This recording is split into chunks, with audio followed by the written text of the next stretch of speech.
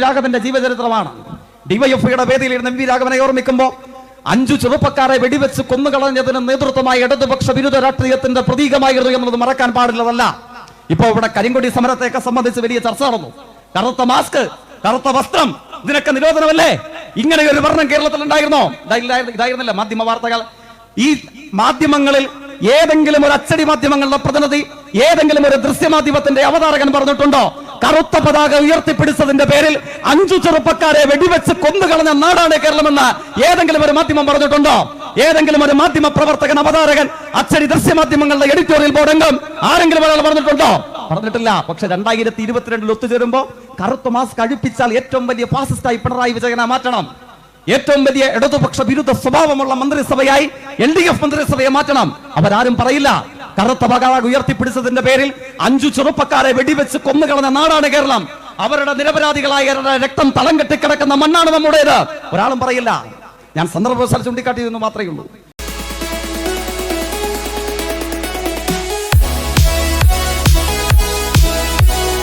M V രാഘവന്റെ ജീവിതകഥ ഓർമ്മിച്ചെടുക്കുവാൻ കാരണം ആദ്യം അത് പ്രസിദ്ധീകരിക്കപ്പെടുന്നത് ഞങ്ങളുടെ ഡിഗ്രി വിദ്യാഭ്യാസ കാലയളവിൽ പച്ചക്കുതിരയിലാണ്. DC ബുക്സിന്റെ ആനുകാലിക മാസികയാണ് പച്ചക്കുതിര. അതിൽ 2 അധ്യായങ്ങൾ തലശ്ശേരി കലാപത്തെ കുറിച്ചുള്ളതാണ്. കമ്മ്യൂണിസ്റ്റ് വിരുദ്ധ രാഷ്ട്രീയ ചേരിയിലെത്തിയ MV ഓർമ്മിച്ചെടുത്ത് പറയുന്ന ഹൃദോത്സുകമായ ചില രംഗങ്ങളുണ്ട് തലശ്ശേരി കലാപത്തിൽ. AKG ദൂരെ ഏതോ ഒരു ഉത്തരേന്ത്യൻ നഗര ഗ്രാമാന്തരങ്ങളിലായിരുന്നു എന്നാണ് MV അവകാശപ്പെടുന്നത്. വാർത്ത അറിഞ്ഞിട്ടാണ് അദ്ദേഹം ഇങ്ങോട്ടേക്ക് വരുന്നത്. വടക്കേ മലബാറിന്റെ കിരീടമായ തലശ്ശേരിയിൽ, മതനിരപേക്ഷതയുടെ ശക്തിദുർഗമായ തലശ്ശേരിയിൽ MM വിജയൻ മാഷ് എഴുതുന്നുണ്ട് പിന്നീട് തലശ്ശേരി കലാപത്തെ കുറിച്ച്.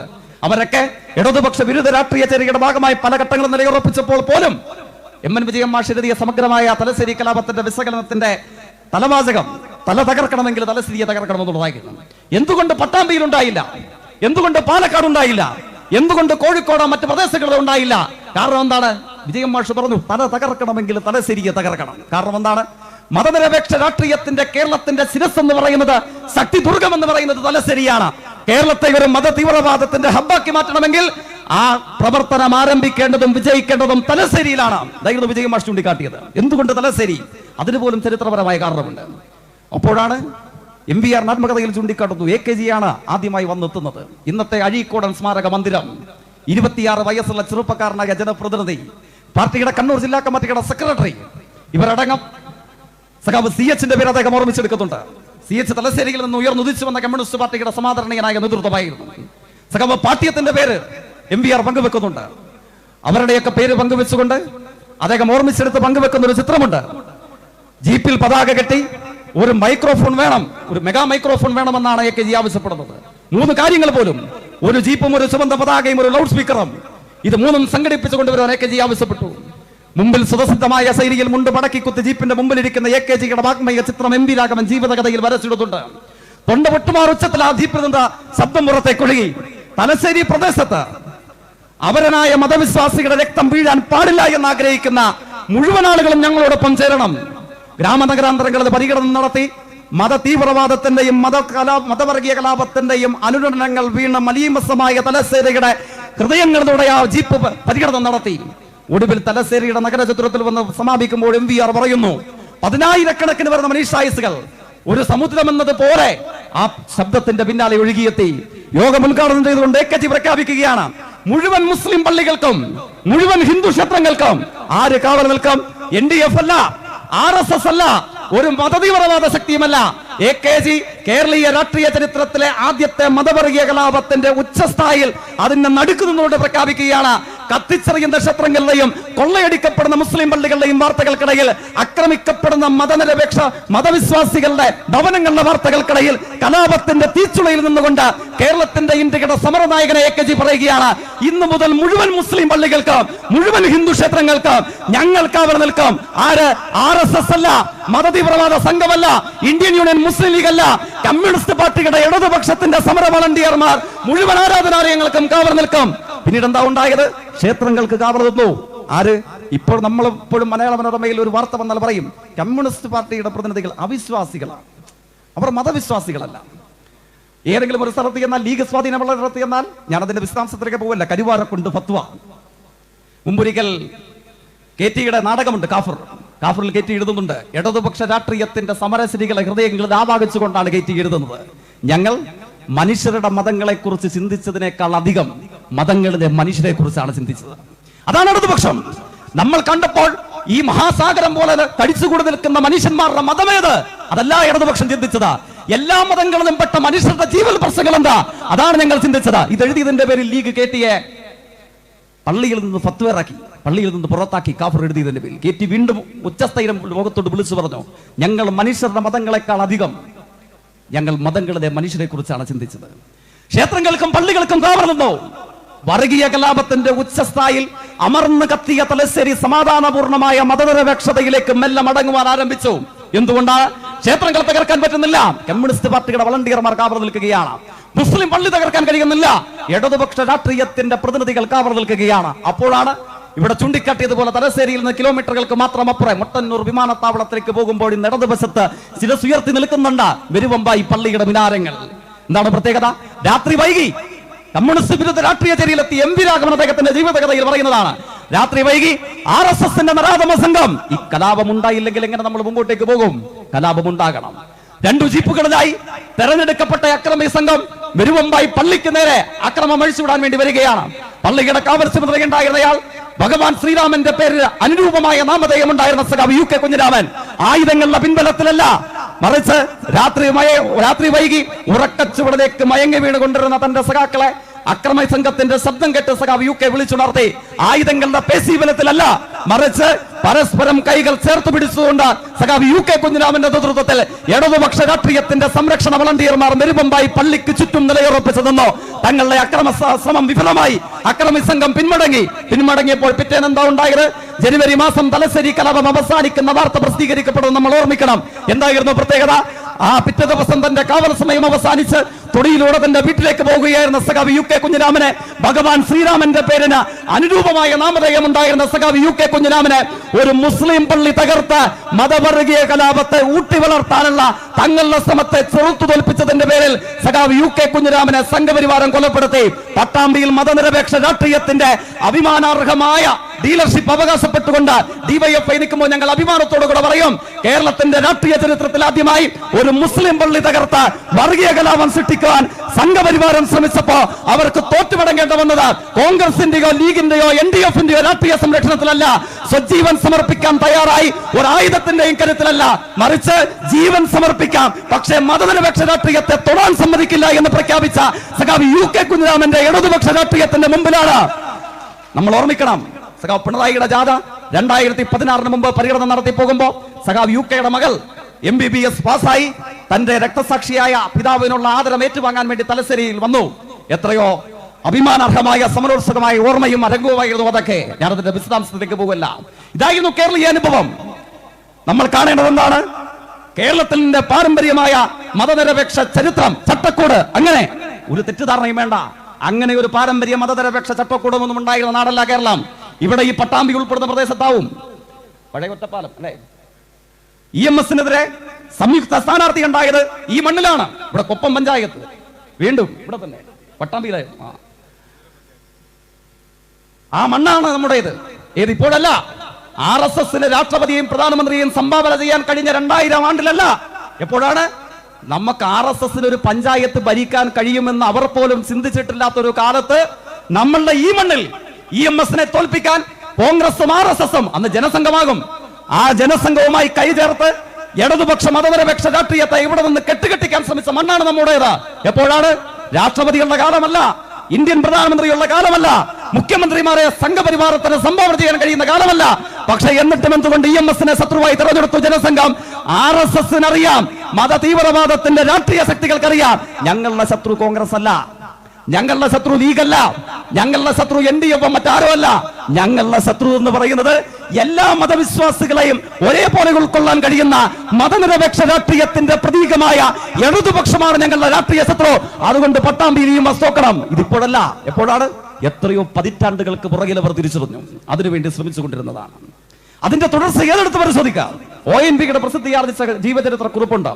എന്റെ വായിച്ചറിഞ്ഞ ഓർമ്മ ശരിയാണെങ്കിൽ 1992 കലാകൗമുദിയിലാണ് ആദ്യം പ്രസിദ്ധീകരിക്കപ്പെടുന്നത്. ONV അദ്ദേഹത്തിന്റെ ഓർമ്മ പങ്കുവെക്കുകയാണ്. വിദ്യാർത്ഥി ജീവിതകാലം, തലസ്ഥാന നഗരിയിൽ യൂണിവേഴ്സിറ്റി കോളേജിൽ പഠിക്കുന്ന കാലം, 1948 ജനുവരി 30 ഇന്ത്യയുടെ വെളിച്ചം, the light has gone out of our lives എന്നാണ് നെഹ്റു റിപ്പോർട്ട് ചെയ്യുന്നത് ഓൾ ഇന്ത്യ റേഡിയോയിലൂടെ. നമ്മളുടെ ജീവിതങ്ങളിൽ നിന്ന് വെളിച്ചം അപ്രത്യക്ഷമായി എന്ന പണ്ഡിറ്റ് നെഹ്റു ആ വാചകങ്ങളോടുകൂടെ ഗാന്ധിയുടെ മരണം റിപ്പോർട്ട് ചെയ്ത ദിവസം ONV ഓർമ്മിച്ചെടുത്ത് പറയുന്നുണ്ട്. എന്താണ്? തിരുവനന്തപുരത്തിന്റെ നഗരഹൃദയങ്ങളിലൂടെ കടകൾ അടപ്പിക്കുവാൻ നടന്നുകൊണ്ടിരിക്കുമ്പോഴാണ് തമ്പാനൂരിന് സമീപമുള്ള ഏതോ വീട്ടിൽ ഉയർന്ന താളമേളങ്ങൾ, ഉയർന്ന മധുരപലഹാര വിതരണം. ONV കൂട്ടം ധരിച്ചു ഇന്ത്യയുടെ ആത്മാവ് നഷ്ടപ്പെട്ട വിവരം, മതതീവ്രവാദ സംഘം ഇന്ത്യയുടെ വെളിച്ചത്തെ തല്ലിക്കെടുത്തിയ വിവരം ഇവരെ അറിഞ്ഞിട്ടുണ്ടാവില്ല. ONV കുറിക്കുന്നത് ഇപ്രകാരമാണ്. ഞങ്ങൾ ആ വീട്ടിലേക്ക് ചെന്നു.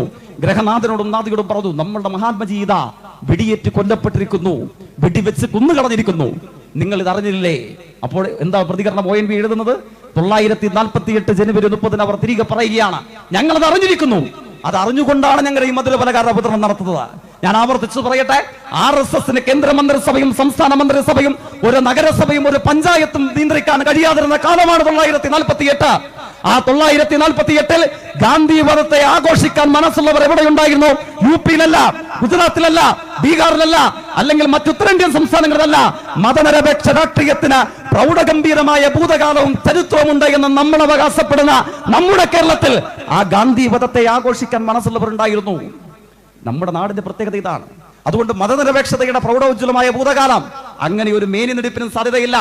മതതീവ്രവാദ ശക്തികൾക്ക്, മതതീവ്രവാദത്തിന്റെ ബഹുമുഖമായ രാഷ്ട്രീയ ശക്തികൾക്ക് ഏത് കാലഘട്ടത്തിലും കേരളത്തിൽ അടിത്തറയുണ്ടായിരുന്നു. പിന്നെ എന്തുകൊണ്ട് കേരളത്തിൽ ഇവർ തലപൊക്കിയില്ല? അവിടെ ഓർമ്മിപ്പിച്ചുകൊണ്ട് അവസാനിപ്പിക്കുകയാണ്. എന്തുകൊണ്ട് ഇവർ ശിരസ് ഉയർത്തിയില്ല? സമീപത്ത് വീണ്ടും പ്രസിദ്ധീകരിക്കപ്പെട്ടു നമ്മളുടെ രാജ്യത്ത് RSSന്റെ ശാഖകളുടെ കണക്ക്. UP 2020 പ്രസിദ്ധീകരിക്കപ്പെട്ട കണക്കിൽ പറയുന്നുണ്ട്, പ്രതിദിനം പ്രവർത്തിക്കുന്ന രാഷ്ട്രീയ ശാഖകൾ RSSന് എത്രയാണ്? 4800 കണക്കില്ല. അതാണ് കണക്ക്. ഗുജറാത്ത്, ഗാന്ധി പിറന്ന ഗുജറാത്ത് ചരിത്രത്തിലാണ്. ഇപ്പൊ നമുക്ക് മതവർഗീയതയുടെ ആശ്രിതകൾ നൃത്തമാടുന്ന ഗുജറാത്താണ് വർത്തമാനകാല ഇന്ത്യയിൽ നമുക്കുള്ളത്. എത്രയാ ശാഖകളുടെ എണ്ണം? 5100 കണക്കില്ല ഈ ഗുജറാത്തിൽ RSSന്റെ ശാഖകളുടെ എണ്ണം.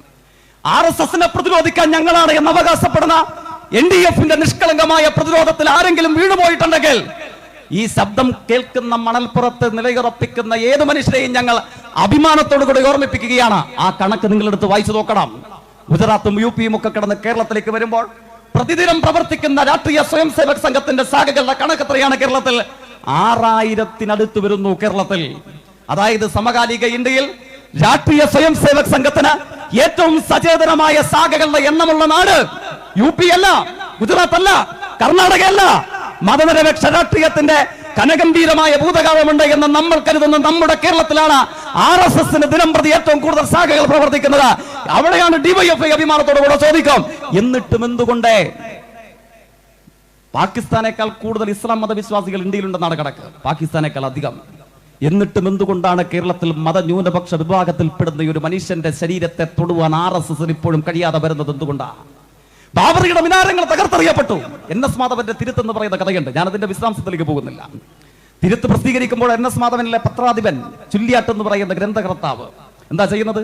അദ്ദേഹത്തിന്റെ പത്രം പ്രസിദ്ധീകരിക്കപ്പെട്ടു വരികയാണ്. മതനിരപേക്ഷവാദിയാണ് ചുല്ലിയാട്ട്, പാർക്കിൻസൺസ് രോഗബാധിതനാണ്. പക്ഷെ എന്താ പ്രത്യേകത? തന്റെ പത്രം എങ്ങനെ ബാബറിയുടെ ധ്വംസനത്തെ, മതനിരപേക്ഷതയുടെ മഹാമിനാരങ്ങൾ ശിരസുയർത്തിയ ബാബറിയെ തകർത്തെറിഞ്ഞ ഇന്ത്യൻ മതനിരപേക്ഷതയുടെ ഏറ്റവും വലിയ നേരിട്ട കടന്നാക്രമത്തെ എങ്ങനെ റിപ്പോർട്ട് ചെയ്യുന്നു? പത്രം അച്ചടിച്ച് വരുമ്പോൾ NS മാധവന്റെ കഥ പറയുന്നു. തർക്കമന്ദിരം തകർക്കപ്പെട്ടു.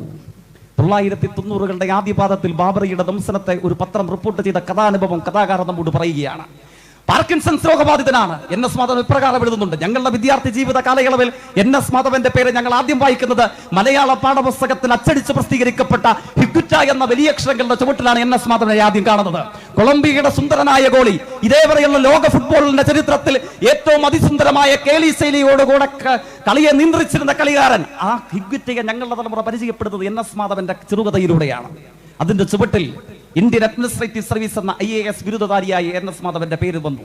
അതിന്റെ തുടർച്ചയിലാണ് തിരുത്ത് വായിക്കുന്നത്. തിരുത്തിൽ പറയുന്നു, പാർക്കിൻസൺസ് രോഗബാധിതനായ ചുല്ലിയാട്ട് എന്ന് പറയുന്ന പത്രാധിപൻ തന്റെ കയ്യിലുള്ള മഷിപ്പേന എടുത്തുകൊണ്ട് തർക്കമന്ദിരത്തിന് മുകളിൽ ആഞ്ഞു തിരുത്തുകയാണ്. പകരം ബാബറി മസ്ജിദ് എന്ന് എഴുതി ചേർക്കുന്നിടത്ത് കഥ അവസാനിക്കുകയാണ്. ഇത് ആലങ്കാരികമല്ലേ? വേണമെങ്കിൽ നമുക്ക് സങ്കല്പിക്കാം, ശരിയാണല്ലോ. ഇതൊരു ആലങ്കാരികമായ പരികല്പന, ഒരു തെറ്റിദ്ധാരണയും വേണ്ട. നിങ്ങൾ കേരളത്തിൽ 1ഉം 2ഉം സ്ഥാനം അവകാശപ്പെടുന്ന പത്രമാധ്യമങ്ങൾ എടുത്ത് പരിശോധിക്കണം.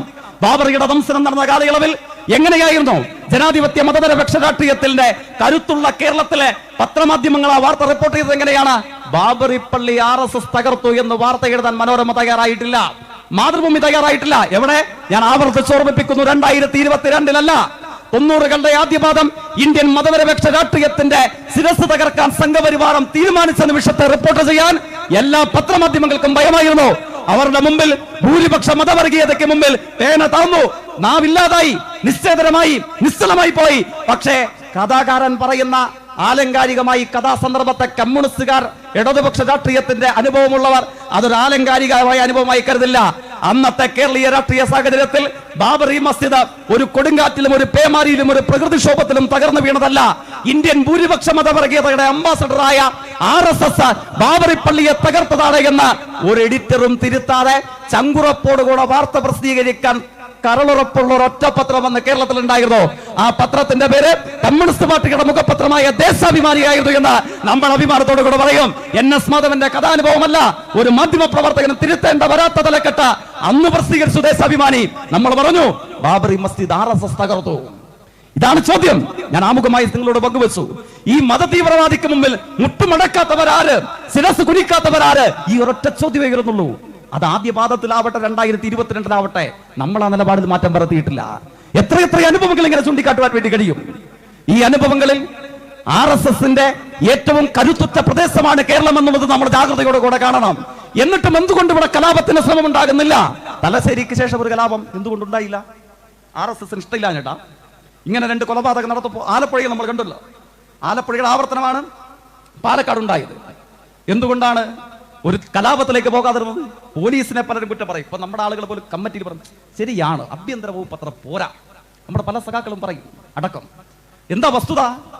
തെറ്റായ പൊതുബോധത്തിനപ്പുറം ആലപ്പുഴയിൽ ഈ 2 കൊലപാതകങ്ങൾ ഉണ്ടായതിനു ശേഷം RSS തീരുമാനിച്ചത് എന്താണ്? 100 കണക്കിന് കേന്ദ്രങ്ങളിൽ നിന്ന് ഒരറിയിപ്പും കൂടാതെ ഒരു രാത്രിയിൽ പൊടുന്നനെ റൂട്ട് മാർച്ച് ആരംഭിക്കണം. മതന്യൂനപക്ഷ വിഭാഗങ്ങൾക്ക് സ്വാധീനമുള്ള പ്രദേശങ്ങളിലൂടെ കടന്നു വരണം. അവരെ അപഹസിക്കുന്ന മുദ്രാവാക്യം വിളിക്കണം. അവരെ മതവിദ്വേഷം ജനിപ്പിക്കുന്ന അന്തരീക്ഷം ഉണ്ടാകണം. അത് കലാപത്തിലേക്ക് നയിക്കണം. ആര് റിപ്പോർട്ട് കൊടുത്തു? നമ്മുടെ വിജിലൻസ് റിപ്പോർട്ട് കൊടുത്തു. എല്ലാ റാലികളെയും റദ്ദ് ചെയ്യാൻ തീരുമാനിച്ചു.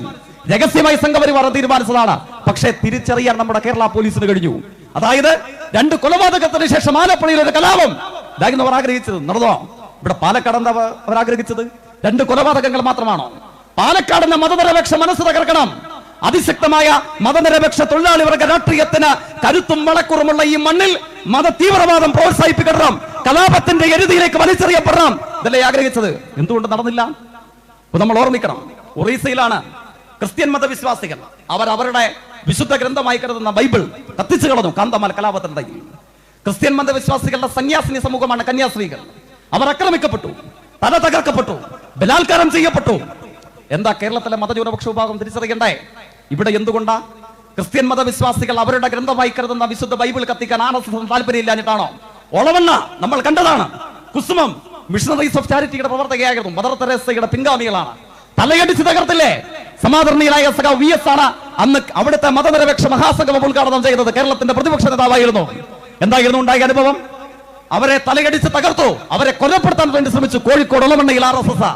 അങ്ങനെ പല രൂപത്തിൽ 3 ആഴ്ചകൾക്ക് പുറകിലാണ് മഹാരാഷ്ട്രയിൽ ശിവറാം എന്ന് പേരുള്ള 78 വയസ്സുകാരൻ പട്ടികജാതി വിഭാഗത്തിൽപ്പെട്ടയാളാണ്. സമയം തെറ്റി ക്ഷേത്ര ദർശനം നടത്തി എന്നാരോപിച്ച് സംഘപരിവാരം കൊലപ്പെടുത്തി. എന്തുകൊണ്ട് ഇത് കേരളത്തിൽ ഉണ്ടാകുന്നില്ല? പിന്നോക്ക ദളിത് വിഭാഗത്തിൽപ്പെട്ട ഹിന്ദു മതവിശ്വാസികളെ ആക്രമിക്കാനുള്ള കരുത്ത് RSSന് കേരളത്തിൽ താല്പര്യമില്ലാണ്ടാണോ? നമ്മൾ കണ്ടില്ലേ കഴിഞ്ഞ 2016 കാലയളവിൽ കേരളത്തിന്റെ ചരിത്രത്തിൽ ആദ്യമായി പട്ടികജാതി വിഭാഗത്തിൽപ്പെട്ട ഒരു ചെറുപ്പക്കാരൻ യദു കൃഷ്ണൻ, അദ്ദേഹം ക്ഷേത്രത്തിന്റെ ശ്രീകോവിലേക്ക് നടന്നു കയറി. നമ്മുടെ ഓർമ്മയിലുണ്ട്.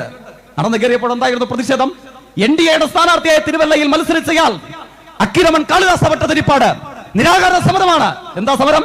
ഹിന്ദു മതവിശ്വാസി അല്ലേ യദു കൃഷ്ണൻ? ആണ്. അപ്പോൾ എന്താ പ്രശ്നം? പട്ടികജാതി വിഭാഗത്തിൽപ്പെട്ടയാളാണ്. തിരുവല്ല മുത്തൂർ ശിവക്ഷേത്രം വിശ്വാസികൾക്ക് ഒരു പ്രയാസവും ഉണ്ടായില്ല. 21 വയസ്സുള്ള ചെറുപ്പക്കാരൻ താന്ത്രിക വിദ്യാപീഠത്തിൽ നിന്ന് തന്ത്രകർമ്മങ്ങൾ യഥാവിധി ചെയ്യുവാൻ പഠിച്ച് ശീലിച്ച് ഞാൻ വിശ്വസിക്കുന്ന ദേവന്റെ ദേവകയുടെ സാന്നിധ്യത്തിലേക്ക് അഭിമാനാർഹമായ മനസ്സോടുകൂടെ നടന്നു കയറി. അപ്പോൾ എന്താണ്? RSS സമരം. പട്ടികജാതി വിഭാഗത്തിൽപ്പെട്ട ഒരു ചെറുപ്പക്കാരൻ കേരളത്തിന്റെ ചരിത്രത്തിൽ ആദ്യമായി ഒരു ക്ഷേത്രത്തിന്റെ ശ്രീകോവിലേക്ക് വരുന്നു. സമരം അവസാനിപ്പിച്ച് അക്കിരമൺ കാളിദാസ ഭട്ടതിരിപ്പാട് പോകേണ്ടതായി വന്നു. മുംബൈയിൽ കഴിഞ്ഞ മാസം ഉണ്ടായതുപോലെ തലയടിച്ച് തകർത്ത് കൊലപ്പെടുത്താൻ RSSന് കഴിഞ്ഞില്ല. എന്തുകൊണ്ട് കഴിഞ്ഞില്ല? കേരളത്തിന്റെ മതനിരപേക്ഷ മനസ്സ് ചിന്തിക്കണം. മതന്യൂനപക്ഷ വിഭാഗത്തിൽപ്പെട്ടവർക്ക് മാത്രമല്ല, ഭൂരിപക്ഷ സമുദായത്തിലെ പട്ടികജാതി പട്ടികവർഗ പിന്നോക്ക വിഭാഗങ്ങൾക്ക് നേരെ RSS ഉത്തരേന്ത്യയിൽ എമ്പാടും നടത്തുന്ന ആക്രമണങ്ങൾ എന്തുകൊണ്ട് കേരളത്തിൽ ഉണ്ടാവുന്നില്ല? ഈ NDF ഉണ്ടായിട്ടാണോ? ഈ കോൺഗ്രസ് ഉണ്ടായിട്ടാണോ? ഈ ലീഗ് ഉണ്ടായിട്ടാണോ? കേരളീയ അനുഭവ പരിസരം എന്താണ്? മാറാടുണ്ടായ കലാപത്തിന്റെ ആദ്യ ശ്രമങ്ങൾ ആ ചരിത്രം നമുക്കറിയാം. എന്തായിരുന്നു ഉണ്ടായിരുന്നത്? AK ആന്റണി സമാദരണീയനായ കേരളത്തിന്റെ മുൻ മുഖ്യമന്ത്രിയാണ്, കോൺഗ്രസിന്റെ നേതാവാണ്. ഇപ്പൊ ഡൽഹിയിൽ നിന്ന് പ്രവർത്തനം അവസാനിപ്പിച്ച് നമ്മുടെ നാട്ടിലേക്ക് വന്നു. എന്താ ഉണ്ടായ അനുഭവം? 50,000-ലധികം വരുന്ന കരുത്തുണ്ട് കേരള പോലീസിന്. ഇപ്പോ അന്ന് ഏതാണ്ട് അത്രയും തന്നെയുണ്ട്. കേരളത്തിന്റെ ആഭ്യന്തര മന്ത്രിയും മുഖ്യമന്ത്രിയും അദ്ദേഹമാണ്. ഉണ്ടായ അനുഭവം എന്താ? ഒരു മതവർഗീയ കലാപം നടക്കുന്ന ഇടത്തേക്ക് നമ്മുടെ കേരളത്തിന്റെ മുഖ്യമന്ത്രിയായ മനീഷിനെ കാലുകുത്താൻ വേണ്ടി കഴിഞ്ഞോ? എന്തായിരുന്നു പ്രതികരണം? RSS NDF പറഞ്ഞു അരുത് അരുത് എന്ന് പറഞ്ഞപ്പോൾ അദ്ദേഹം അവിടെ ഇരുന്നു. എവിടെയിരുന്നു? തിരുവനന്തപുരത്ത് സെക്രട്ടേറിയറ്റിൽ നോർത്ത് ബ്ലോക്കിൽ മുഖ്യമന്ത്രിയുടെ കസേരയിൽ അമർന്നിരുന്നു. അങ്ങോട്ടേക്ക് പോകാൻ ആരാ ഉണ്ടായത്? അങ്ങോട്ടേക്ക് പോകാൻ UDF-ന്റെ നേതൃത്വം ഉണ്ടായില്ല. ആ നൂറുകണക്കിന് വരുന്ന ആഭ്യന്തര സുരക്ഷാ സേനകളുടെ സർവ്വസൈന്യാധിപനെന്ന് നമുക്ക് വിവക്ഷിക്കാൻ കഴിയുന്ന കേരളത്തിന്റെ മുഖ്യമന്ത്രിക്ക്, മുൻ കോൺഗ്രസ് നേതാവ് അങ്ങോട്ടേക്ക് പോകാൻ കഴിയില്ല. കേരളത്തിന്റെ പ്രതിപക്ഷ നേതാവ് സഖാവ് VS ആണ്. CPM-ന്റെ സംസ്ഥാന സെക്രട്ടറി സഖാവ് പിണറായിയാണ്. നമുക്ക് വേണമെങ്കിൽ പറയാം പ്രതിപക്ഷത്തല്ലേ, കുറച്ച് കലാപമൊക്കെ ഉണ്ടാവട്ടെ, പോലീസിനെ 2 തെറി പറയാം, UDF-നെതിരെ സമരം നടത്താം. നമ്മൾ കണ്ടോ എന്താ ഉണ്ടായത്? മതവിശ്വാസത്തിന്റെ പേര് പറഞ്ഞ് നിഷ്കളങ്കരായ നിരപരാധികളായ അവരായ മനുഷ്യായുസ്സുകളുടെ രക്തം തളം കെട്ടിക്കിടക്കുന്ന മാറാടേക്ക് ഹിന്ദുവിനെയും മുസൽമാനെയും പരസ്പരം കൈകൾ കോർത്ത് ചേർത്ത് പിടിച്ച് ഒരു മതനിരപേക്ഷ സംഗമം നടത്താൻ മുമ്പോട്ടേക്ക് വന്നത് മാറാട് ഇടതുപക്ഷമായിരുന്നു. സഖാവ് പിണറായി ആ യോഗത്തിൽ പങ്കെടുത്തുകൊണ്ട് അദ്ദേഹം നടത്തിയ ഒരു പ്രഖ്യാപനം, ആ പ്രസംഗം പല ആളുകളുടെയും കാതുകളിൽ ഉണ്ടാകും. അന്ന് സഖാവ് പിണറായി തടിച്ചുകൂടിയ മതനിരപേക്ഷ മഹാസംഗമത്തിൽ പങ്കെടുത്ത മഹാഭൂരിപക്ഷം വരുന്ന മനുഷ്യായുസ്സോട് പറഞ്ഞു, ഞാനും സഖാവ് VS ഇങ്ങോട്ടേക്ക് വന്നത് ഒരു പോലീസിന്റെയും ആയുധത്തിന്റെ സംരക്ഷണത്തിലല്ല. ഞങ്ങൾക്കറിയാം ഇവിടെ NDF ഉണ്ട്, ഞങ്ങൾക്കറിയാം കേരളത്തിന്റെ മുഖ്യമന്ത്രിയെ വിലക്കിയ RSS-ഉം NDF-ഉം ഊരിപ്പിടിച്ച കടാരകളുമായി ഈ തെരുവീതികളിൽ പലയിടങ്ങളിലുമുണ്ട്. ഞങ്ങൾ വന്നത് ആരുടെ കരുത്തിലാണ്? 50,000-ലധികം സുരക്ഷാ സേനയുടെ സർവ്വസൈന്യാധിപൻ തിരുവനന്തപുരത്ത് സെക്രട്ടേറിയറ്റിൽ നോർത്ത് ബ്ലോക്കിൽ മുഖ്യമന്ത്രി കസേരയിൽ അമർന്നിരുന്നപ്പോ മതവർഗീയ കലാപത്തിന്റെ നൃശംസതകൾ പൊട്ടിവീണ മാറാടേക്ക് കലാപമുണ്ടാകാൻ പാടില്ല, മതനിരപേക്ഷതയാണ് പുലരേണ്ടത് എന്ന് പ്രഖ്യാപിക്കാൻ പിണറായിയുടെ വാക്കുകൾ പ്രകാരമാണ് ഞാനും സഖാവ് VS ഇങ്ങോട്ടേക്ക് വന്നത്. ഈ കടാരമനകൾക്ക് മുമ്പിലൂടെ ഇങ്ങോട്ടേക്ക് വന്നത് കേരളത്തിലെ പോലീസിന്റെ കരുത്തിലല്ല, മറിച്ച് ഏത് മതതീവ്രവാദിയുടെ കടാരമുറയും ചെറുത്തു തോൽപ്പിക്കാൻ കഴിയുന്ന കമ്മ്യൂണിസ്റ്റ് പാർട്ടിയുടെ 100 കണക്കിന് വരുന്ന പ്രവർത്തകരുടെ കരുത്തിലാണ് എന്നാണ് പ്രസംഗം. ഇതാണ് കേരളത്തിന്റെ ഭൂതകാലം. ആരുണ്ടായിരുന്നു? മതനിരപേക്ഷത വെല്ലുവിളിക്കപ്പെട്ട ദിനരാത്രങ്ങളിൽ, രസാസന്ധികളിൽ, ചരിത്രത്തിന്റെ പൂർവ്വകാലങ്ങളിൽ ആരുണ്ടായിരുന്നു? ഇവിടെ എവിടെയും ഈ കൂട്ടരെ കാണാനുണ്ടായിരുന്നില്ല. ഇപ്പോൾ ഓർമ്മിക്കുന്നത് ആ സമീപത്ത് ഏതാണ്ട് 7 വർഷക്കാലം മുമ്പാണ് ഡൽഹിയിൽ കേരള ഹൗസിൽ ഏറ്റവും ഒടുവിലത്തെ UDF ഭരണം. അത് സാങ്കേതികമായി ഞാൻ പറഞ്ഞതാണ്, അവർ അവിടെ കൊണ്ട് അവസാനിച്ചു എന്ന അർത്ഥത്തിലൊന്നുമല്ല പറഞ്ഞത്, കോൺഗ്രസ്സുകാർ തെറ്റിദ്ധരിക്കണ്ടല്ലോ. ഏറ്റവും ഒടുവിലത്തെ UDF ഭരണത്തിന്റെ കാലം എന്തായിരുന്നു ഉണ്ടായിരുന്നത്? രാജ്യമെമ്പാടും പശുവിന്റെയും ഇറച്ചികളെയും പേരിൽ RSS കലാപം നടത്താൻ വേണ്ടി ശ്രമിക്കുന്നു. ഇപ്പോഴാണ് കേരളത്തിന്റെ അടുക്കളയിൽ, നമ്മുടെ ഭക്ഷണശീലം നമുക്കറിയാമോ, കേരള ഹൗസിൽ ബീഫുണ്ട്. ഒരു വേള ഡൽഹി പോലീസ് അറിയാം, ഡൽഹി സംസ്ഥാന സർക്കാരിന്റെ നിയന്ത്രണത്തിലല്ല, RSS-ന്റെ കേന്ദ്ര സർക്കാരിന്റെ നിയന്ത്രണത്തിലാണ് ഡൽഹി പോലീസ്. അപ്പോഴുണ്ട് കേരളത്തിന്റെ അടുക്കളയിൽ കയറി പരിശോധിക്കുന്നു. നമുക്കറിയാം ഇടതുപക്ഷം ഡൽഹിയിലെ ഒന്നാമത്തെ രാഷ്ട്രീയ ശക്തിയൊന്നുമല്ല. അപ്പോഴാണ് വലിയ പ്രതിഷേധം. ഇന്ത്യയുടെ കേരളത്തിന്റെ മതനിരപേക്ഷ ചേരിയുടെ ഭാഗമായി നിൽക്കുന്ന എല്ലാവരും വലിയ പ്രതിഷേധം. കേരളത്തിന്റെ മുഖ്യമന്ത്രി, മുൻ മുഖ്യമന്ത്രി, സമാദരണീയനായ കോൺഗ്രസ് നേതാവ് അദ്ദേഹത്തോട് ചോദിച്ചു, ഇങ്ങനെ കേരളത്തിന്റെ അടുക്കളയിൽ കയറി RSS-ന്റെ തിട്ടൂരവുമായി ചില ആളുകൾ പരിശോധന നടത്തിയല്ലോ, അങ്ങ് എന്താണ് ഇടപെടാത്തത്? അന്നത്തെ മുൻ മുഖ്യമന്ത്രിയുടെ മറുപടി, പട്ടാമ്പിയിലുള്ള UDF പ്രവർത്തകർ നിർബന്ധമായും ഓർമ്മിച്ചിരിക്കണം, അദ്ദേഹത്തിന്റെ മറുപടി, ഞാൻ പ്രധാനമന്ത്രിക്ക് കത്തയച്ചിട്ടുണ്ട് എന്നുള്ളതായിരുന്നു. CPIM-ന്റെ പോളിറ്റ് ബ്യൂറോ യോഗം അവിടെ ചേർന്നുകൊണ്ടിരിക്കുന്ന സമയമാണ്. നമ്മൾ എന്താ ചെയ്തത്? ഉള്ള ആളുകൾ മുഴുവൻ ആളുകളും കേരള ഹൗസിന് മുമ്പിൽ വന്നു. പരസ്പരം കൈകൾ കോർത്ത് ചേർത്ത് പിടിച്ചതുകൊണ്ട് ഒരു പ്രതിഷേധ ചങ്ങല കേരള ഹൗസിന്റെ ക്യാന്റീന്റെ മുമ്പിൽ തീർത്തു. സഖാവ് പിണറായി വിജയനും കേരളത്തിന്റെ മുൻ ആരോഗ്യമന്ത്രി സഖാവ് PK ശ്രീമതിയും ഒക്കെ ആ പ്രതിഷേധ ശൃംഖലയുടെ ഭാഗമായിരുന്നു. പിറ്റേ ദിവസം ഞാൻ ഇപ്പോഴും ഓർമ്മിക്കുന്നു, ദലിത് കവി കൂടിയായിട്ടുള്ള മീന കന്ദസ്വാമി, അവർ തമിഴ്നാട്ടിൽ ജനിച്ച ആളാണ്, ഇടതുപക്ഷ രാഷ്ട്രീയ സഹയാത്രികയോ കമ്മ്യൂണിസ്റ്റ് പാർട്ടിയുടെ മെമ്പറൊന്നുമല്ല. മീന കന്ദസ്വാമി ഇന്ത്യയെമ്പാടും പശുവിന്റെയും ഇറച്ചികളുടെയും പേരിൽ മനുഷ്യന്മാരെ കൊല്ലാക്കൊല ചെയ്യുകയും അവരായ മനുഷ്യായുസ്സുകളുടെ ചോര കുടിച്ച് വീർക്കുകയും ചെയ്യുന്ന സംഘപരിവാർ അനുഭവങ്ങളുടെ കാലമായിരുന്നു അത്. ആ അനുഭവത്തിൽ എവിടെയും ഒരു പ്രതിരോധമില്ല, എവിടെയും ഒരു പ്രതിഷേധമില്ല. പക്ഷെ കേരളത്തിന്റെ അടുക്കളയിൽ പ്രവേശിച്ചപ്പോൾ അവിടെ ഇടതുപക്ഷ നേതാക്കന്മാർ അവിടെ വന്നു പ്രതിഷേധം സംഘടിപ്പിച്ചു. ആ ചിത്രം സാമൂഹ്യ മാധ്യമ ഇടത്തിൽ ട്വീറ്റ് ചെയ്തുകൊണ്ട് സുന്ദരമായ കവിതയുടെ 2 വാചകങ്ങൾ എന്നതുപോലെ അവർ എഴുതി, it's so cool to see that at least a politician with having a backbone, എന്ന് വെച്ചാൽ നട്ടലിലുള്ള ഒരു രാഷ്ട്രീയ നേതാവെങ്കിലും ഇന്ത്യ മഹാരാജ്യത്തുണ്ടല്ലോ എന്ന് മീനാ കന്ദസ്വാമി അഭിമാനത്തോടുകൂടെ പറഞ്ഞത് ഇടതുപക്ഷത്തെ നോക്കിയിട്ടാണ്. RSS എന്ന് കേൾക്കുമ്പോൾ മുട്ടുപറച്ചില്ല. ഉണ്ടായിരുന്നോ NDF? ഉണ്ടായിരുന്നോ കോൺഗ്രസ്? എവിടെയായിരുന്നു മുസ്ലിം ലീഗ്? ഇവിടെ എവിടെയും ഉണ്ടായില്ല. മതനിരപേക്ഷ രാഷ്ട്രീയ ചേരി എപ്പോഴൊക്കെ മുഖാമുഖ യുദ്ധത്തിൽ ഏർപ്പെട്ടോ, എപ്പോഴൊക്കെ മതനിരപേക്ഷതയ്ക്ക് നേരെ അക്രമമുണ്ടായോ, അവിടെ നമ്മൾ അഭിമാനത്തോടുകൂടെ പരിത്യാഗപൂർണമായ രാഷ്ട്രീയ പ്രവർത്തനത്തിന്റെ കരുത്തുമായി ആ മതനിരപേക്ഷതയെ സംരക്ഷിക്കാൻ രാജ്യത്ത് ഇടതുപക്ഷമേ ഉണ്ടായിട്ടുള്ളൂ. അതുകൊണ്ടാണ് ഇപ്പോൾ നമ്മൾ എന്താ കാണുന്നത്? ഈ സർക്കാരിനെ അട്ടിമറിക്കാൻ കഴിയുമോ? എന്താ പ്രത്യേകത? ഇപ്പൊ ഏറ്റവും ഒടുവിൽ, ഞാൻ അവസാനിപ്പിക്കുകയാണ്, സമയം ദീർഘമായി പോകുന്നു. ഏറ്റവും ഒടുവിൽ നമ്മൾ കണ്ടു, ഇപ്പൊ ഈ കേസിന്റെ പേരിൽ enforcement directorate, national investigation agency, ചെറിയ ഏജൻസി ഒന്നുമല്ല, 97% ആണ് കൺവിക്ഷൻ റേറ്റ്. ലോകത്തിലെ ഏറ്റവും പ്രധാനപ്പെട്ട വിശ്വാസ്യതയുള്ള അന്വേഷണ സംഘമാണ് NIA. കസ്റ്റംസ് ഇവരൊക്കെ വന്നു, വട്ടമിട്ട് പറന്നില്ലേ എത്ര നാളുകൾ? വരുംകാല തലമുറ, അത് രാഷ്ട്രീയവും മാധ്യമ പ്രവർത്തനവും ഒക്കെ പഠിക്കുന്ന വരുംകാല തലമുറ അഭൂതപൂർണമായ ശ്രദ്ധയോടുകൂടി ഒരു കൈപ്പുസ്തകം എന്ന പോലെ ഈ കാലഘട്ടത്തെ വായിക്കും. 1.5 വർഷക്കാലം കേരളത്തിലെ സർക്കാരിനെ വിചാരണ ചെയ്യാൻ എല്ലാ പത്രമാധ്യമങ്ങളും ഒരേ അച്ചുകൂടത്തിൽ നിന്നും മഷിയെടുത്ത് വാർത്ത എഴുതി. പല ദിവസങ്ങളിലും പ്രസിദ്ധീകരിക്കപ്പെട്ട വാർത്തകൾക്ക് ഒരേ തലവാചകം. എങ്ങനെ മാതൃഭൂമിയുടെയും മനോരമയുടെയും എഡിറ്റോറിയൽ പോളിസി ഒന്നായി മാറിയോ? വരുംകാല തലമുറ അത്ഭുതം കൂറി വാർത്തകളെ പരിശോധിക്കും. പക്ഷെ എന്താ ഉണ്ടായത്? തുടർച്ചയായി വന്നുകൊണ്ടിരുന്ന വാർത്തകൾ ഇപ്പോഴും വന്നുകൊണ്ടിരിക്കുന്നു. ആരായത്? സ്വർണ്ണക്കടത്ത് നടത്തിയിട്ടുള്ള ഇന്ത്യ വിരുദ്ധ സ്വഭാവമുള്ള ഒരു കേസിലെ പ്രതിയാണ്. ആ പ്രതിയുടെ വാക്കുകൾ നമ്മുടെ നാട്ടിൽ അത് വേദവാക്യാണ്. നല്ല അത്ഭുതത്തോടു കൂടെ ആലോചിച്ച് നോക്കൂ. ഇവരെ ആരാണ് സഹായിക്കുന്നത്? HRDS നമ്മുടെ ഇവിടെയാണ്, പാലക്കാട് ജില്ലയിൽ. ആരാണ് സഹായിക്കുന്നത്? RSSന്റെ NGO പണം കൊടുക്കുന്നു. RSSന്റെ NGO XUV വാഹനം കൊടുക്കുന്നു. RSSന്റെ NGO ഇടതുപക്ഷ സർക്കാരിനെതിരെ വാർത്താ സമ്മേളനം നടത്തുവാൻ പരവതാനി വിരിച്ചു കൊടുക്കുന്നു. RSSന്റെ NGO സ്വകാര്യ സുരക്ഷാ ബോഡി ഗാർഡുകളെ ഏർപ്പെടുത്തി കൊടുക്കുന്നു. എന്നിട്ട് ആരാ സമരം ചെയ്യുന്നത്? കോൺഗ്രസ് സമരം ചെയ്യുന്നു. ഇതാണ് കേരളം കണ്ടുകൊണ്ടിരിക്കുന്നത്. എന്തുകൊണ്ട് ഇത് സംഭവിക്കുന്നു? ഒറ്റ ഉത്തരമേ ഉള്ളൂ. മതനിരപേക്ഷതയുടെ കറകളഞ്ഞ രാഷ്ട്രീയ ബോധ്യം ഉയർത്തിപ്പിടിക്കുന്ന ഇന്ത്യയിലെ ഏക ഗവൺമെന്റിനെ എന്തുവിധേനയും അട്ടിമറിക്കണം. അതിനു വേണ്ടിയിട്ടാണ് എത്രയോ പെരുമരക്കൽ നുണകളുടെ പെരുമഴ പ്രഭാകത്തിന് നമ്മുടെ നാട് സാക്ഷി വഹിച്ചു.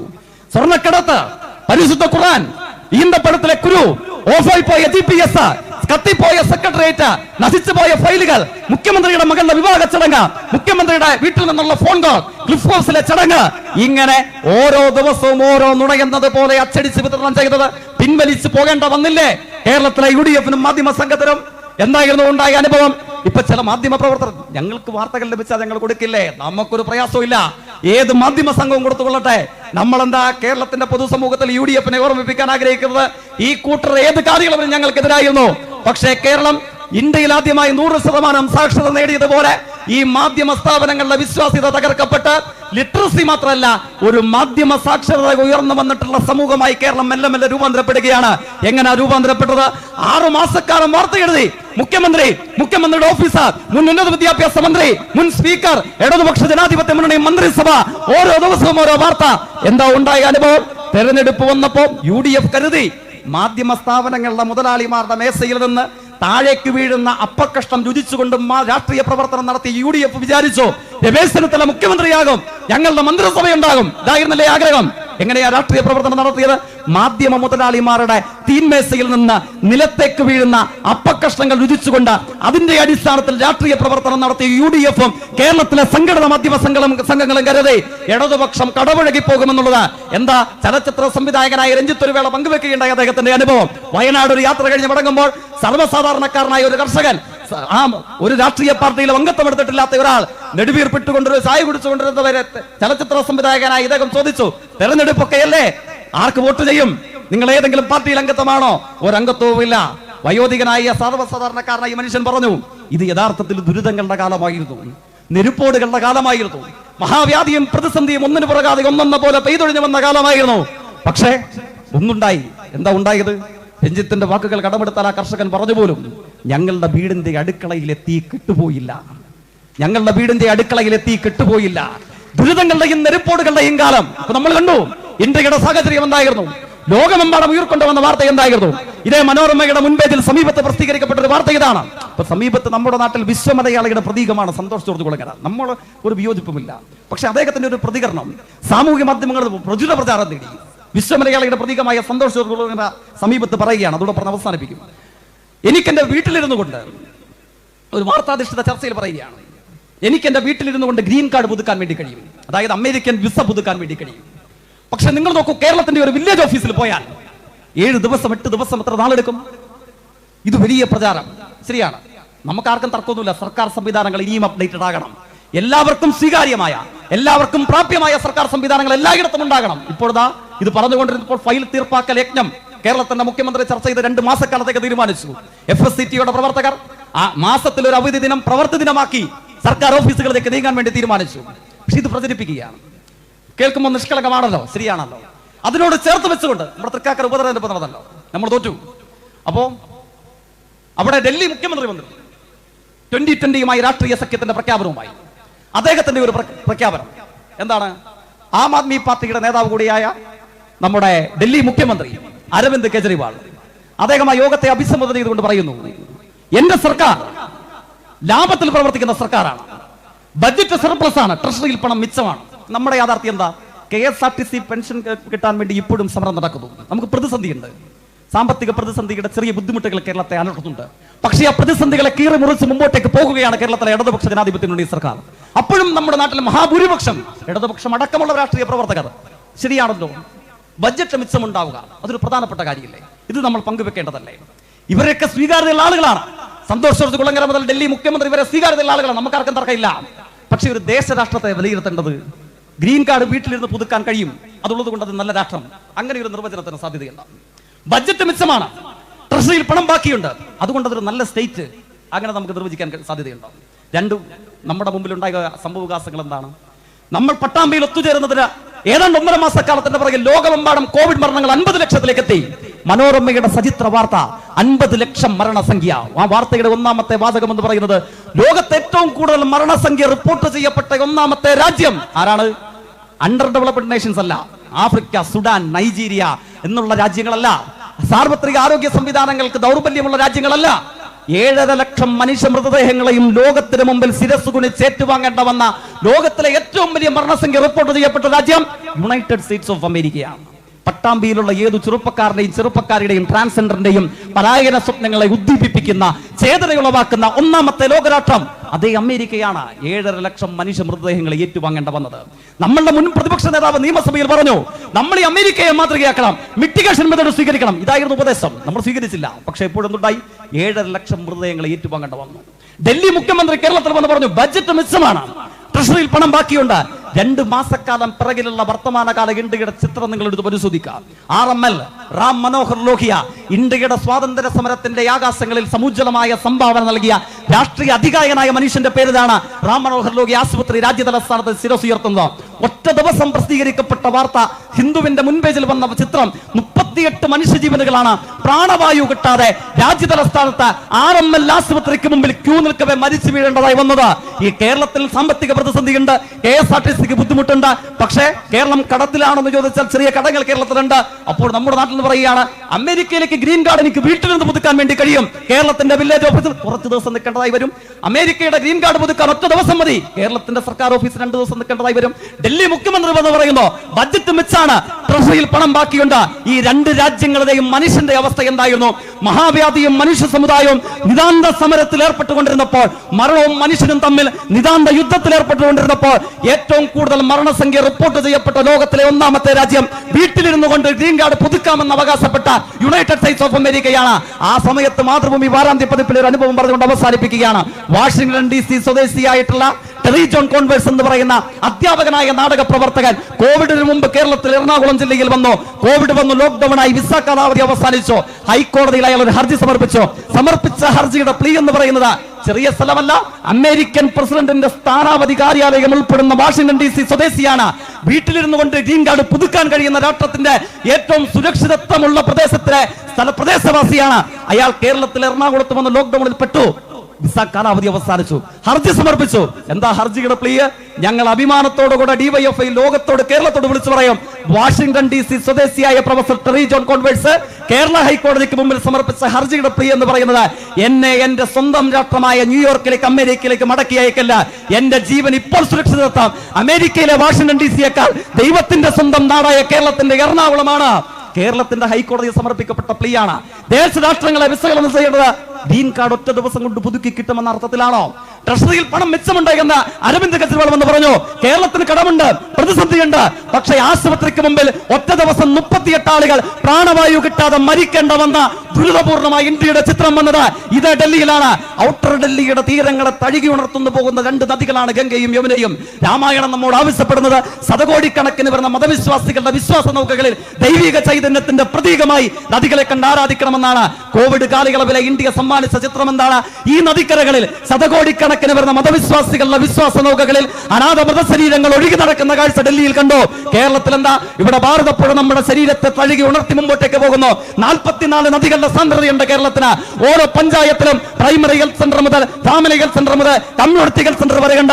നമുക്ക് ലാഭം മിച്ചമില്ല, ട്രഷറിയിൽ പണം അങ്ങനെ ബാക്കിയില്ല, ബജറ്റിൽ കുറച്ച് നഷ്ടങ്ങൾ കമ്മിയൊക്കെ ഉണ്ടാകും. പക്ഷെ എന്താ ഡൽഹി മുഖ്യമന്ത്രി നമ്മൾ ഓർമ്മിപ്പിക്കാൻ ആഗ്രഹിക്കുന്നത്?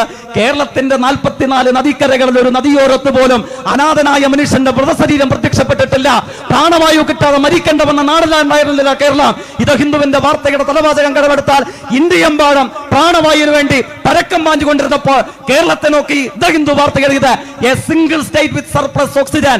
ഇന്ത്യ പ്രാണവായുവിന് വേണ്ടി പിടഞ്ഞപ്പോ മിച്ചം ഓക്സിജൻ ഉൽപ്പാദിപ്പിച്ച ഇതര ഇന്ത്യൻ സംസ്ഥാനങ്ങൾക്ക് സംഭാവന ചെയ്ത രാഷ്ട്രം എന്ന് പറയുന്നത് ഇടതുപക്ഷ രാഷ്ട്രീയത്തിന്റെ കരുത്തും കരുതലുമുള്ള നമ്മുടെ കേരളമാണ്. മനുഷ്യന്റെ അന്തസ് അമേരിക്കയിലായിരുന്നോ കേരളത്തിലായിരുന്നോ കൂടുതൽ? നിങ്ങൾ ആലോചിക്ക്. ടെറി ജോൺ കോൺവേഴ്സ് പറഞ്ഞു, ഇപ്പൊ വാഷിംഗ്ടൺ DC വേണ്ട, എറണാകുളത്തെ കൊച്ചി മതി. പ്രാണവായു കിട്ടാതെ മരിക്കേണ്ടവന്ന ഡൽഹി. ബജറ്റ് പണം വെച്ചാണ്, ട്രഷറിയിൽ പണം ബാക്കിയുണ്ട്. പക്ഷെ എന്താ? നമ്മൾ കടമെടുത്തു. ഞാൻ ഇപ്പോഴും ഓർമ്മിക്കുന്നു, ഈ പാൻഡമിക്കിന്റെ 3ാം തരംഗം വീശിയടിക്കുന്ന സമയത്ത് LDF മന്ത്രിസഭയുടെ ആദ്യ തീരുമാനം എന്ന് പറയുന്നത് 30 കോടി രൂപയാണ്. എന്തിനു വേണ്ടിയിട്ടാണ്? കടമെടുത്ത് നൽകുകയാണ്. എന്തിനു വേണ്ടിയിട്ടാണ് 30 കോടി രൂപ? ജനകീയ ഹോട്ടലുകൾക്ക്, സാമൂഹ്യ അടുക്കളകൾക്ക്. എന്തുകൊണ്ടാണ്? നമ്മളുടെ രാഷ്ട്രീയ നയങ്ങളുടെ കേന്ദ്ര ബിന്ദു മനുഷ്യനാണ്. CPIM ജനറൽ സെക്രട്ടറി സഖാവ് സീതാറാം യെച്ചൂരി സമീപത്തെഴുതിയ ലേഖനത്തിന്റെ തലവാചകമാണ് keeping the people at the centre of reforms, not profit. അതാണ്. അമേരിക്ക വികസിത രാജ്യമാണ്, ലോകത്ത് ഏറ്റവും കൂടുതൽ ആളുകൾക്ക് ആരോഗ്യ ഇൻഷുറൻസ് ഉള്ള രാജ്യമാണ്, പണം മിച്ചമാണ്, അരവിന്ദ് കെജ്രിവാളിന്റെ വാക്കുകൾ പറഞ്ഞാൽ. പക്ഷെ എന്താണ്? രാഷ്ട്രീയ നയങ്ങളുടെ കേന്ദ്രബിന്ദു ലാഭമല്ല, മനുഷ്യനായിരിക്കണം. എന്തുകൊണ്ട് കേരളത്തിന് വ്യത്യസ്തമായ അനുഭവം ഉണ്ടായി? നമ്മളുടെ രാഷ്ട്രീയ നയങ്ങളുടെ കേന്ദ്രബിന്ദു ലാഭമായിരുന്നില്ല, നമ്മളുടെ രാഷ്ട്രീയ നയങ്ങളുടെ കേന്ദ്രബിന്ദു മനുഷ്യനായിരുന്നു. അതാണ് keeping the people at the centre of reforms, not profit എന്ന് സീതാറാം യെച്ചൂരി എഴുതിയ ലേഖനത്തിന്റെ തലവാചകം അവിടെയാണ്. നമ്മൾ കാണേണ്ടത് എന്താണ്? 30 കോടി രൂപ കേരളം മാറ്റിവെച്ചു. എങ്ങോട്ടേക്കാ മാറ്റിവെച്ചത്? കോവിഡ് വ്യാപനത്തിന്റെ ഘട്ടത്തിൽ സാമൂഹ്യ അടുക്കളകൾക്ക് 30 കോടി രൂപ. എന്തുകൊണ്ടാണ്? അവിടെ RSSും ലീഗും ഇടതുപക്ഷമൊന്നുമില്ല. വിശപ്പ് മൂലം ഒരൊറ്റ മനുഷ്യൻ പോലും സങ്കടപ്പെടരുത് എന്ന ഒറ്റ രാഷ്ട്രീയ കാഴ്ചപ്പാട് മാത്രമേ ഉള്ളൂ. അപ്പം പണം കടമെടുത്തു, അങ്ങോട്ടേക്ക് കൊടുത്തു. അവസാന മനുഷ്യന്റെയും പട്ടിണിയെ റദ്ദ് ചെയ്യുന്ന അനുഭവം കേരളത്തിൽ ഉണ്ടാവുകയാണ്. ഈ മനുഷ്യപക്ഷ രാഷ്ട്രീയത്തെ കൂടുതൽ കരുത്തോടുകൂടെ മുമ്പോട്ടേക്ക് നയിക്കുക എന്നുള്ളതാണ് ഈ കാലം നമ്മോട് ആവശ്യപ്പെടുന്നത്. ചെറുതല്ലാത്ത വെല്ലുവിളികൾ ഈ രൂപത്തിൽ പല ഘട്ടത്തിൽ നമുക്ക് നേരിടേണ്ടതായി വരും. അവിടെ മഹാനായ ONVയുടെ ഏറ്റവും ഒടുവിലത്തെ കവിതയുടെ സകലം പറയുന്നത് പോലെ നിശബ്ദരാക്കപ്പെടും മനുഷ്യർത്തൻ ശബ്ദങ്ങൾ എങ്ങു നിന്നൊക്കെയോ കേൾക്കുന്നു. നമ്മൾ ജയിക്കും, ജയിക്കും ഒരു ദിനം വന്നിടും. നമ്മൾ ഒറ്റയ്ക്കല്ല, നമ്മളാണ് ഈ ഭൂമി. മത തീവ്രവാദികളുടെയും വംശീയതയുടെയും മനുഷ്യത്വ വിരുദ്ധരുടെയും ശബ്ദങ്ങൾ ലോകമെമ്പാടും എന്നതുപോലെ പട്ടാമ്പിയിലും പാലക്കാടും ഒക്കെ നമുക്ക് കേൾക്കേണ്ടതായി വരും. പക്ഷെ നമ്മൾ പറയേണ്ടത് എന്താണ്? നിശബ്ദരാക്കപ്പെട്ട മനുഷ്യരുടെ ശബ്ദങ്ങൾ പല പ്രദേശത്തു നിന്നും കേൾക്കും. ഇവരുടേതല്ല. 13 പേരിലെ അറസ്റ്റ് ചെയ്യപ്പെടും അല്ലേ? 13 മത തീവ്രവാദ സംഘം പട്ടാമ്പിയിൽ നിന്ന് അറസ്റ്റ് ചെയ്യപ്പെട്ടു. പട്ടാമ്പി ആരുടേതാണ്? അതിനുശേഷം DYFI അഭിമാനത്തോടുകൂടെ പറയുന്നു 13 മത തീവ്രവാദികളുടേതല്ല, അതിനുമപ്പുറം 10,000 വരുന്ന മതനിരപേക്ഷ വിശ്വാസികളുടേതാണ് പട്ടാമ്പി എന്ന് DYFI പറയുന്നു. അഭിമാനാർഹമായി രാഷ്ട്രീയത്തെ കൂടുതൽ കരുത്തോടുകൂടെ മുമ്പോട്ടേക്ക് കൊണ്ടുപോകുന്നതിന് ഈ മഹാസംഗമം കരുത്തു പകരട്ടെ എന്ന് മാത്രം ആശംസിച്ചുകൊണ്ട് നിങ്ങളെ ആകെ രാജ്യത്തെ യുവജന പ്രസ്ഥാനത്തിനു വേണ്ടി അഭിവാദ്യം ചെയ്തുകൊണ്ട് അവസാനിപ്പിക്കുന്നു. അഭിവാദനം.